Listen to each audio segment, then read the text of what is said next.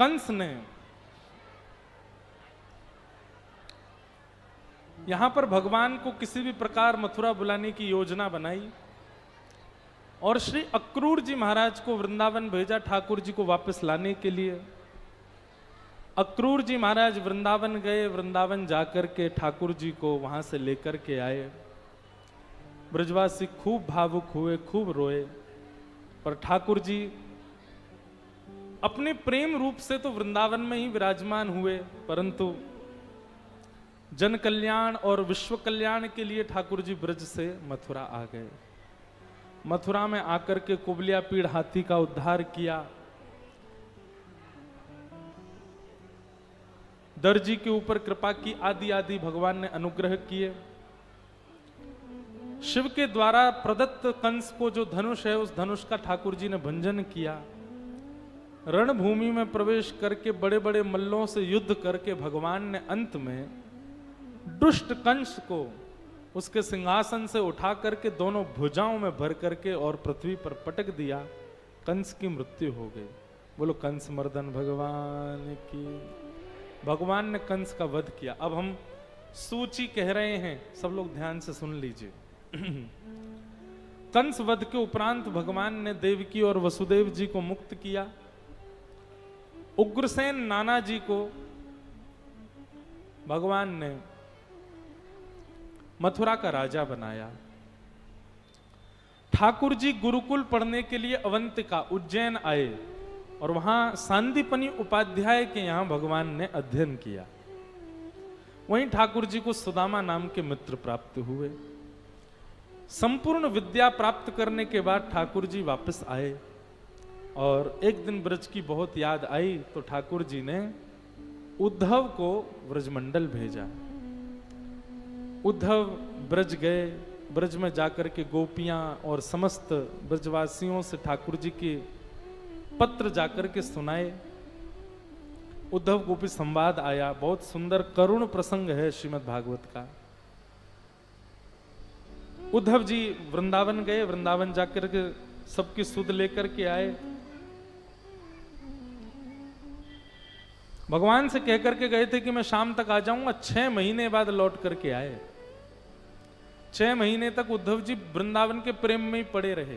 अच्छा एक बात कहूं बंधुओं, वृंदावन आप जाने की टिकट बनवा लिया करो, जो बनवाते हैं, आने की मत बनवाया करो। जाया करो अपनी मर्जी से, आया करो ठाकुर जी की इच्छा से। ठाकुर जी कृपा करें तो आया करो लौट कर। वृंदावन से कभी भी लौटने की अवधि निश्चित मत किया करो। ठाकुर जी को बता के चले जाया करो, ऑफिस वगैरह जो भी है आपका। बोले हम जाने की तो करवा ले रहे हैं टिकट, अब लौटने की नाथ आप संभाल लेना सब। ठाकुर जी देख लेंगे। पता है क्या होगा? तब कथामृतम तप्त जीवनम। पूरा जीवन आपका तपा देंगे, जॉब छुड़वा देंगे, बॉस आपको फायर कर देगा। बोले रहे तू वृंदावन ही रहे। घर वाले कहेंगे लौट के मत आ जाइए, लौट वहीं रह तू। अब ऐसा जीवन कर देंगे। ठाकुर जी तो बड़े वो तो चाहती हैं सब छूट जाए, मेरे पास ही रहो, बस मेरे ही रहो। सर्वधर्मान परित्यज्य माम एकम शरणम ब्रज। अहम त्वा सर्व पापेभ्यो मोक्षयिष्यामि मा शुच। मैं तुम्हारा रक्षक बनूं, मैं तुम्हारा सर्वस्व बनूंगा, आओ मेरे पास। बहुत कठिन है भैया ठाकुर जी की शरणागति। उद्धव जी महाराज कह करके तो गए थे कि शाम तक आ जाऊंगा। 6 महीना बाद लौट करके गए। भगवान को बड़ी प्रसन्नता हुई कि उद्धव प्रेमी हो गया। बहुत सुंदर प्रसंग है, उसको प्रणाम मात्र करते हैं। मथुरा के ऊपर चढ़ाई कर दी जरासंध ने। 17 बार ठाकुर जी ने जरासंध को हरा दिया। 18वीं बार जैसे जरासंध आया तो ब्राह्मणों को अनुष्ठान पर बैठा करके आया। ठाकुर जी बोले अनुष्ठान विफल हो जाएगा यदि अब की बार हमने इसको हरा दिया तो। ब्राह्मणों की रक्षा के लिए, अनुष्ठान की रक्षा के लिए ठाकुर जी 18वीं बार युद्ध हार गए। और कैसे हारे? रण छोड़ के भाग गए ठाकुर जी। गौ ब्राह्मण और संत विप्र, इन्हीं के लिए तो ठाकुर जी आए हैं पृथ्वी पर। ठाकुर जी बोले भैया हमारे ब्राह्मणों का अनुष्ठान नष्ट हो जाएगा और ये ब्राह्मणों को पीड़ा देगा यदि अब की बार इसको हरा दिया तो ब्राह्मणों को पीड़ा ना हो, ब्राह्मणों को कष्ट ना हो, इसके लिए ठाकुर जी रण छोड़ करके चले गए। बोलो रण छोड़ राय भगवान की। और रण छोड़ करके सीधे पधारे कहां? द्वारिका मां कौन छे राजा रण छोड़, माखन नो चोर छे राजा रण छोड़, सुदामा नो मित्र छे, गायो नो गोपाल छे, द्वारिका मां कौन छे राजाधिराज गौ ब्राह्मण प्रतिपालक श्री कृष्णचंद्र भगवान की, द्वारिकाधीश की। अब तो ठाकुर जी महाराज द्वारिकाधीश बन गए। राजाधिराज वसुदेव नंदन देवकी नंदन गौ ब्राह्मण संत प्रतिपालक श्री कृष्णचंद्र भगवान द्वारिकाधीश बन गए। एक बात सदैव याद रखना बंधुओं, ठाकुर जी कभी राजा नहीं बने, श्री कृष्ण कभी राजा नहीं बने, ना तो मथुरा के बने ना द्वारिका के बने। राजा हमेशा उग्रसेन ही बने। ठाकुर जी की चलती थी इसलिए सब उनको राजा बोलते थे, राजा तो उग्रसेन ही थे द्वारिका के भी। ठाकुर जी का स्वरूप ऐसा ही था कि इतना आकर्षण था उनमें कि उन्हीं की मानते थे सब लोग।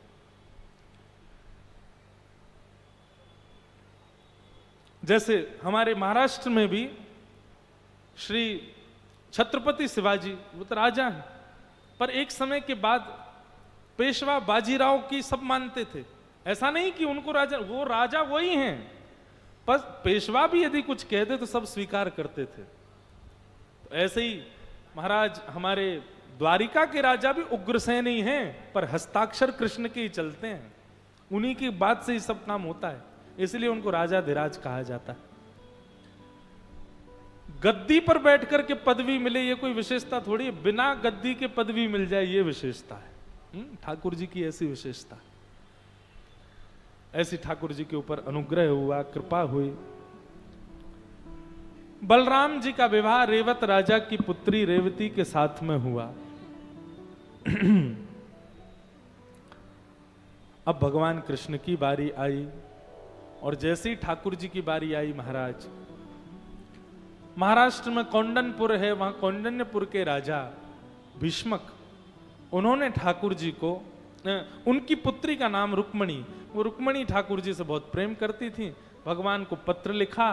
पत्र देख करके ठाकुर जी आनंदित हो गए और भगवान सुंदर श्रृंगार करके पधारे और श्री रुक्मणी जी के साथ में वर्ण कर लिया, उनके साथ विवाह हुआ। बोलो रुक्मणी रमण भगवान की। रुक्मणी जी के साथ में ठाकुर जी का मधुर वर्ण हो गया। अब कथानक बहुत है, हम थोड़ा व्यवस्थित होकर बोलेंगे, हमको डिस्ट्रैक्ट मत करना बस। हाँ भगवान का रुक्मणी जी के साथ में विवाह हुआ। द्वितीय विवाह ठाकुर जी का जामवती के साथ में हुआ। जामवंत की पुत्री जामवती के साथ भगवान का विवाह हुआ। सेमंतक मणि का उपाख्यान सुनाया गया। एक मणि थी, हजारों किलो सोना रोज देती थी। ठाकुर जी ने उस मणि को कार्यालय में जमा करने के लिए एक प्रस्ताव किया सत्राजित को, जिसकी वो मणि थी। सत्राजित ने मना कर दिया लेकिन कुछ ही दिन बाद उसकी वो मणि पहन करके सत्राजित का भाई निकला और उस भाई को शेर ने मार दिया। मणि लेकर के शेर चला गया, शेर की मणि भालू लेकर के चला गया और इल्जाम पूरा भगवान के ऊपर आ गया।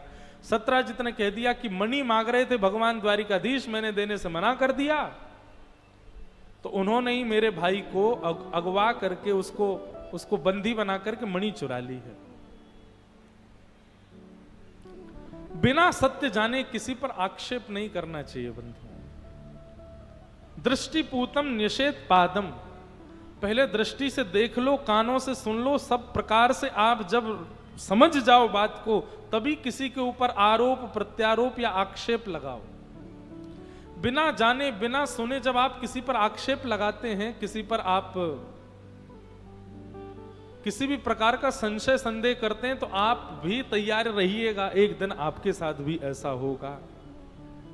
संसार चक्र है। आपने किसी को ना जाने उसके बारे ये तो ऐसा ही है, मुझे तो पता था इसके बारे में, इसके संशय तो मुझ पर पहले से ही हो रहा था, और 4 जगह आपने उसकी बदनामी कर दी, तो आप भी तैयार रहना, एक दिन आपके साथ भी होगा ऐसा। इसलिए भैया सोच समझकर, जान करके, विश्वास करके ही किसी के ऊपर कोई भाव रखना चाहिए। पर सत्राजित ने बिना जाने भगवान के ऊपर कलंक लगा दिया। एक पक्ष तो यह है कि बिना जाने किसी पर कलंक नहीं लगाना चाहिए, और दूसरा पक्ष ठाकुर जी की तरफ से समझो कि भाई किसी की भी वस्तु है उस पर कभी दृष्टि मत डालो। भगवान ने भले ही भलाई के लिए कहा था कि मणि को जमा करवा दो, लेकिन क्यों कहा आपने? रहने तो मत कहो। आओ नहीं आदर नहीं, नहीं नैनन प्रेम तुलसी तहां ना जाइए, चाहे कंचन बरसे मेघ। भगवान के ऊपर कलंक लगा दिया कि मणि भगवान ने चुराई है। ठाकुर जी मणि ढूंढने के लिए निकले, तब ये गुफा में जामवंत जी मिले, वहीं मणि मिल गई। मणि लेकर के भगवान आने लगे तो जामवंत जी ने चरणों में प्रणाम करके कहा, मेरी पुत्री स्वीकार कर लो। और भगवान ने द्वितीय विवाह जामवंत जी की पुत्री जामवती के साथ में किया। बोलो जामवती रमण भगवान की। भगवान के 2 विवाह संपन्न हुए। तीसरा विवाह ठाकुर जी का सत्राजित यादव की पुत्री सत्यभामा के साथ हुआ। बोलो सत्यभामा रमण भगवान की। चौथा विवाह भगवान का यमुना जी के साथ में हुआ। बोलो कालिंदी रमण भगवान की। इस प्रकार भगवान के 16,108 विवाह हुए। 16,108 ठाकुर जी ने विवाह किए। 8 पटरानियां हैं ठाकुर जी की मुख्य पत्नियां। पृथ्वी जल अग्नि वायु आकाश मन बुद्धि और अहंकार, ये 8 भगवान की प्रथम पटरानियां हैं। हमारा शरीर 9 प्रकृतियों से बना है। 5 प्रकृति हमारे बाहर हैं और 4 प्रकृति हमारे भीतर है। कौन कौन सी? पृथ्वी अग्नि जल वायु आकाश, ये 5 तत्व हमारे बाहर हैं और 4 तत्व हमारे अंदर हैं। मन बुद्धि चित्त और अहंकार। इनमें चित्त तत्व जो है ये ठाकुर जी हैं, इसलिए चित्त तत्व को हटा दो तो कितने बच्चे? भीतर 3 5 बाहर। यही भगवान की 8 मुख्य पटरानियां हैं। मन बुद्धि अहंकार पृथ्वी अग्नि वायु आकाश और जल। इन 8 तत्वों ने ही स्त्री रूप धारण किया और ठाकुर जी ने उनके साथ विवाह किया। विवाह क्या किया? मैं अपनी आज की भाषा में कहूं तो ठाकुर जी ने रजिस्ट्रेशन करवाया। थी तो उन्हीं की, 8 उन्हीं की प्रकृति है। भगवान ने केवल प्रमाणित कर दिया कि ये मेरी ही है। 16,100 जो हैं ये कौन हैं? तो ये वेद के मंत्र हैं। जिन मंत्रों का आप उच्चारण करके भगवान कृष्ण को ध्याते हो, वही सब मंत्र ही स्त्री रूप धारण करके आए और 16,100 विवाह भगवान ने उनके साथ में किया। लेकिन लीला रूप में ये 16,100 राजकुमारियां थीं। भौमासुर ने इनको बंदी बना रखा था। भगवान ने भौमासुर का वध करते इनको कहा कि अपने अपने घर जाओ। 16,100 राजकुमारियां बोली, नहीं, हम पर 2 ही रास्ते हैं बस, या तो हम व्यभिचारिणी हो जाएं, गलत मार्ग पर चली जाएं, और या फिर हम आत्महत्या कर लें। घर वाले हमको स्वीकार नहीं करेंगे, और कर भी लिया तो इस बात की कौन गारंटी दे रहा है कि कल वो हम पर ताने नहीं डालेंगे? कल को कहीं हमारा विवाह भी हो गया तो वो व्यक्ति भी हमको ताने देगा, हमको जी करके फिर क्या करना? ठाकुर जी बोले, नहीं, तीसरा रास्ता है। बोले क्या? तुम पर ब्रह्म का वर्ण करो। अच्छा, यहां पर ठाकुर जी ने नहीं कहा पर ब्रह्म का वर्ण करो, यहां पर इन 16,100 राजकुमारियों ने ही कहा है, भूयात पतिर में मह्यम। ब्रह्मा जी से प्रार्थना करती हैं कि ये हमको पति रूप में प्राप्त हो जाए। तीसरा विकल्प भगवान ने कहा ठीक है, और 16,100 भगवान ने ब्याह किए। लेकिन बंधुओं, भागवत में वर्णन आता है भगवान अपनी 16,108 पटरानियों के साथ एक रूप में नहीं रहते। सबके अलग अलग भवन हैं और हर भवन में ठाकुर जी अलग अलग रूप से निवास करते हैं। मतलब 16,000 पत्नियों के लिए ठाकुर जी भी 16,108 रूप धारण करके रखते हैं। इसलिए इसको सामान्य लीला मत समझना कि ठाकुर जी ने 16,108 ब्याह किए, हम 2-3 कर लें। और 2-3 ना भी करें तो एक प्रमाणित कर लें, बाकी के बिना बताए कर लें।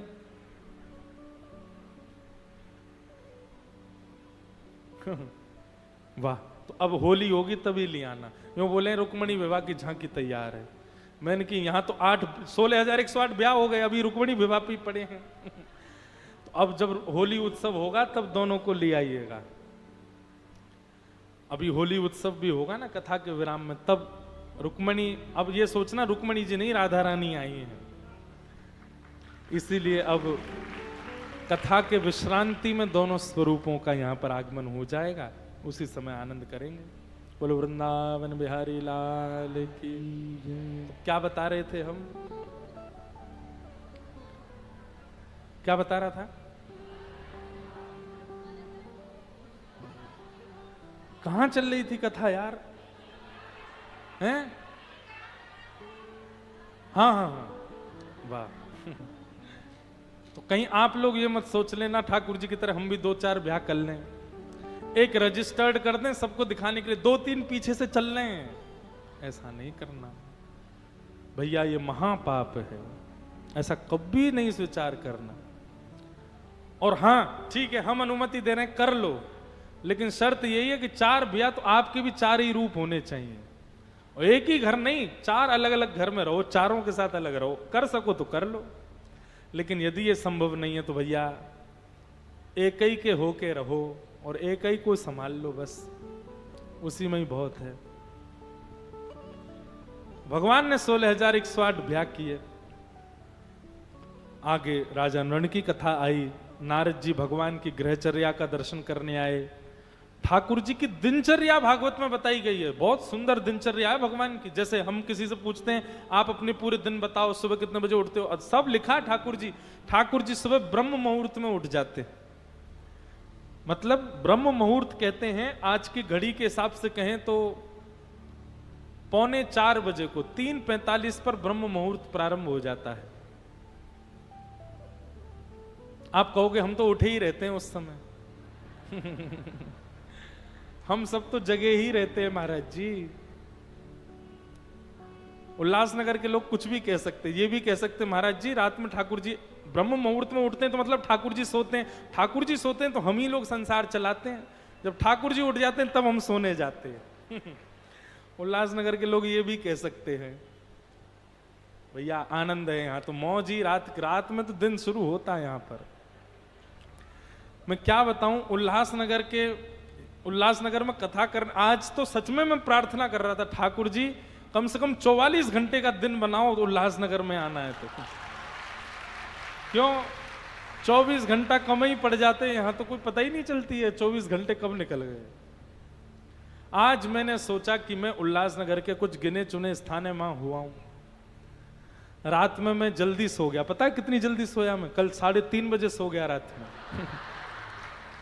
कल 3:30 बजे सो गया था।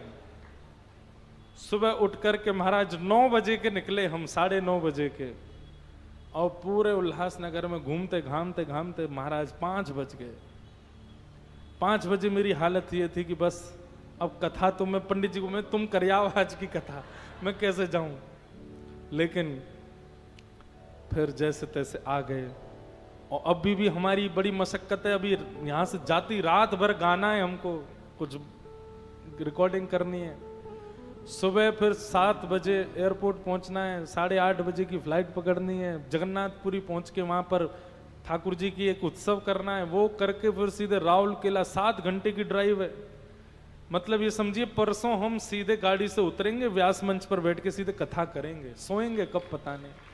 बताओ, आप ताली बजा रहे हो, बहुत अच्छा महाराज जी, ऐसे ही रहो। तो भाई यहाँ का दिन तो 44-45 घंटे का हो तब थोड़ी बात बने, 24 घंटा कम है उल्लासनगर में।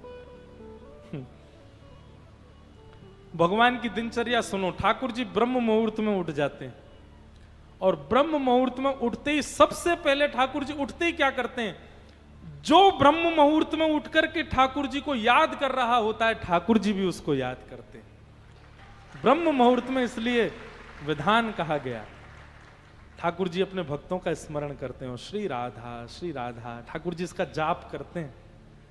जप करते हैं किशोरी जी का।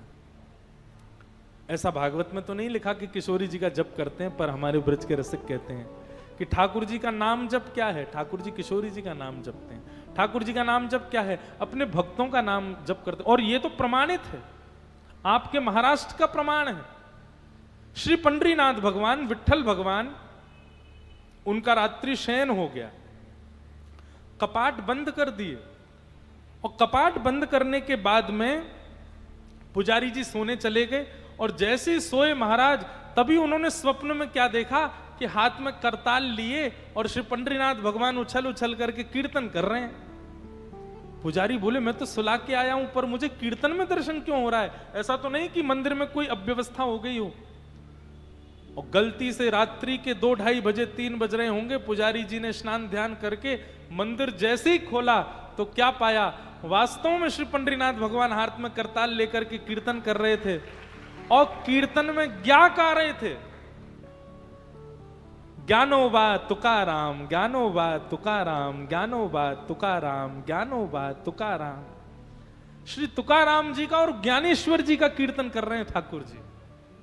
हम ठाकुर जी का कीर्तन करते हैं, और जब हमारी प्रेम लक्षणा भक्ति चरम हो जाती है ना, ठाकुर जी हमारा कीर्तन करते हैं, ठाकुर जी हमको याद करते हैं। इसलिए वारकरी वैष्णव जो हैं, वो जब जय जयकार बोलते हैं तो उनका जय जयकार कैसा, पुंडली कवरदा हरि विठ्ठल, श्री ज्ञानदेव तुकाराम, श्री पंडरीनाथ भगवान की जय।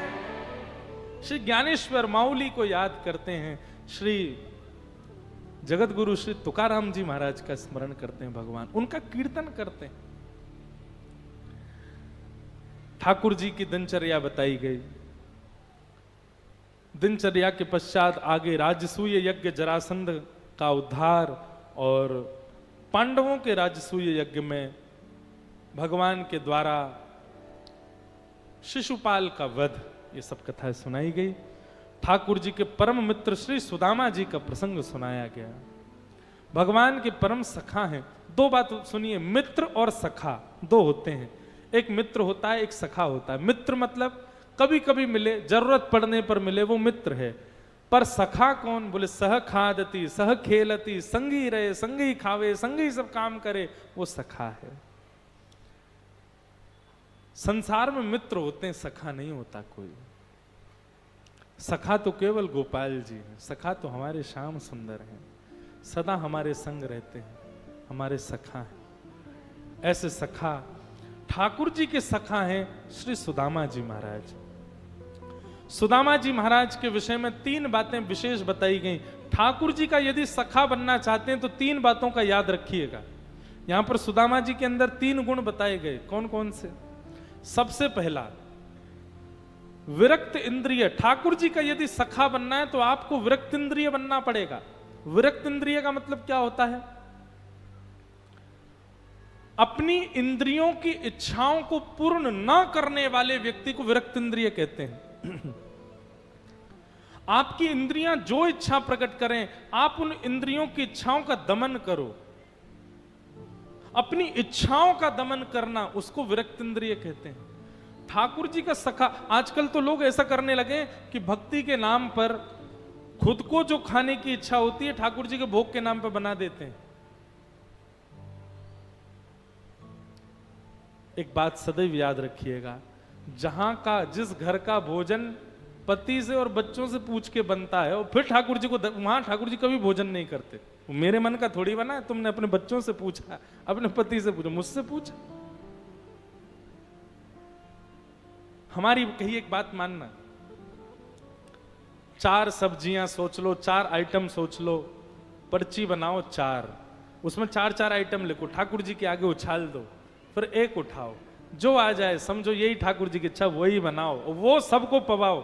अभी क्या होता है, पति को जो प्रिय, बच्चों को जो प्रिय, वो ठाकुर जी भोग लगाएंगे। हमको जो प्रिय वो ठाकुर जी भोग लगाएंगे। नहीं, ठाकुर जी को जो प्रिय वो पूरा परिवार पाएगा। ये नियम होना चाहिए भोग का। इसलिए इस प्रणाली को बदलो। कभी जभी की बात अलग है, कभी कभी की बात अलग है, पर प्रयास यही करना चाहिए ठाकुर जी को जो प्रिय हो वो ठाकुर जी को प्रदान किया जाए। क्या हो गया भैया? सब लोग बैठ जाओ।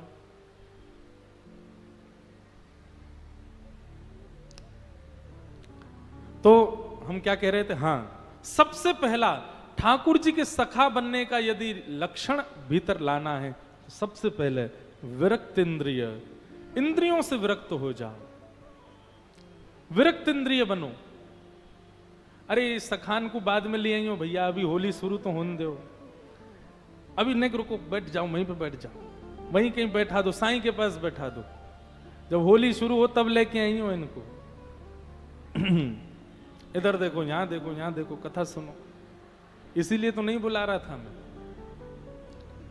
तो अभी हम 5 मिनट में कथा पूरी कर रहे हैं, सुनो ध्यान से। विरक्त इंद्रिय सबसे पहला, जो इंद्रियों से विरक्त है, जिसकी अपनी कोई इच्छा नहीं है, ठाकुर जी की इच्छा से अपनी इंद्रियों को भोग भोगवाता है, वो ठाकुर जी का सखा है। दूसरा प्रशांत, जो अत्यंत शांत है।